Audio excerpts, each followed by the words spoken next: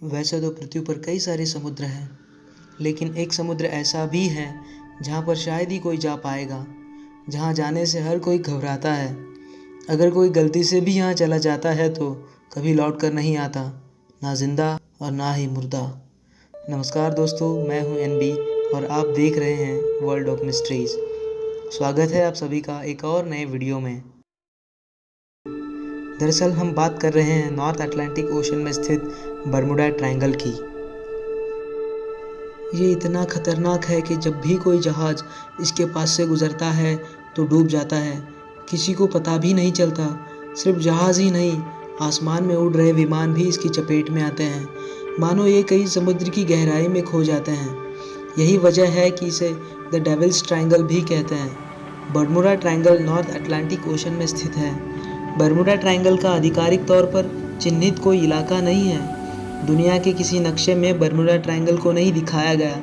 यह एक काल्पनिक ट्रायंगल है। इस त्रिकोणमितीय आकार के एक कोने पर मियामी, दूसरे कोने पर प्यूर्टो रिको और तीसरे कोने पर बर्मुडा है। यह करीब 4,40,000 मील इलाके में फैला हुआ है। पिछले कई सालों से यहाँ पर बहुत सारे रहस्यमयी हादसे होते आ रहे हैं। अब तक सैकड़ों जहाज और विमान गायब हो चुके हैं। बर्मुडा त्रिकोण में लापता हुए जहाज कुछ इस प्रकार है। 1872 में जहाज the Mary Celeste Bermuda Triangle में लापता हुआ, जिसका आज तक कुछ पता नहीं चला। 1945 में नेवी के 5 हवाई जहाज बर्मुडा ट्रायंगल में समा गए। ये जहाज फ्लाइट 19 के थे।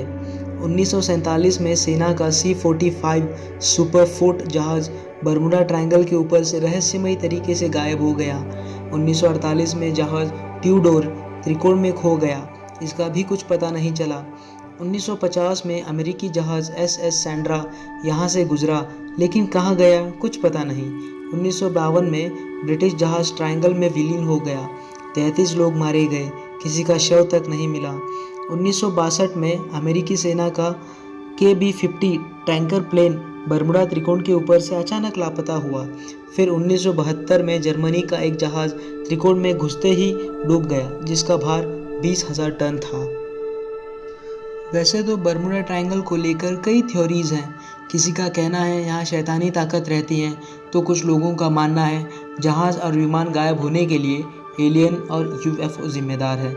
कहते हैं एलियंस इस इलाके को अपने ग्रह पर आने जाने के लिए इस्तेमाल करते हैं। जब भी कोई विमान या जहाज़ इस इलाके में आते हैं तो उन्हें ले जाकर उन पर रिसर्च किया जाता है, ऐसा उन लोगों का मानना है। और कुछ लोगों का मानना है बर्मुडा ट्रायंगल रहस्य नहीं बल्कि टाइम जोन का एक छोर है। जानकारों की माने तो बर्मुडा ट्रायंगल रहस्य नहीं बल्कि टाइम जोन का एक छोर है। धरती पर एक ब्लैक होल की तरह है। बर्मुडा ट्रायंगल दूसरी दुनिया में जाने के लिए इस्तेमाल किया जाता है। आसान सी भाषा में कहे तो बर्मुडा ट्रायंगल में खास तरह के हालात पैदा होते हैं, जिसके चलते वो एक टाइम जोन से दूसरे में जाने का जरिया बन जाता है। टाइम जोन समझने के लिए हम एक और तरीका अपनाते हैं। मान लीजिए कि आप दिल्ली में हैं। अगर कुछ ऐसा हो जाए जिससे आप महाभारत के दौर में चले जाए, कौरवों पांडवों की लड़ाई चल रही हो और आप भी वहाँ मौजूद हो, यानी पलक झपकते ही कई सालों का सफ़र तय कर लिया जाता है। कुल मिलाकर बर्मुडा ट्रायंगल को टाइम जोन में जाने का एक ज़रिया भी माना जाता है, यानी एक रहस्यमय टाइम मशीन की तरह काम करता है। सबसे बड़ी बात यह कि इस टाइम जोन का इस्तेमाल इंसान नहीं बल्कि दूसरी दुनिया के लोग करते हैं। यानी बर्मुडा ट्रायंगल धरती से हज़ारों किलोमीटर दूर बसे हुए एलियनों के लिए एक पोर्टल है। यही वजह है कि बर्मुडा ट्रायंगल के इर्द गिर्द एलियन देखे जाने की घटनाएं सबसे ज़्यादा सामने आती हैं।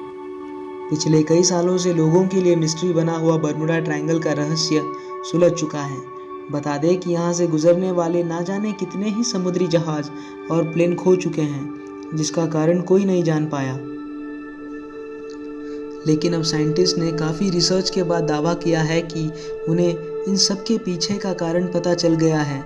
साइंटिस्ट को बर्मुडा ट्रायंगल के आसपास के मौसम की काफ़ी बारीकी से स्टडी में ऐसी कई बातें पता चली है जिनके आधार पर वो इसकी मिस्ट्री सुलझाने का दावा कर रहे हैं। साइंटिस्ट की रिसर्च के मुताबिक इस ट्रायंगल के ऊपर खतरनाक हवाएं चलती रहती हैं।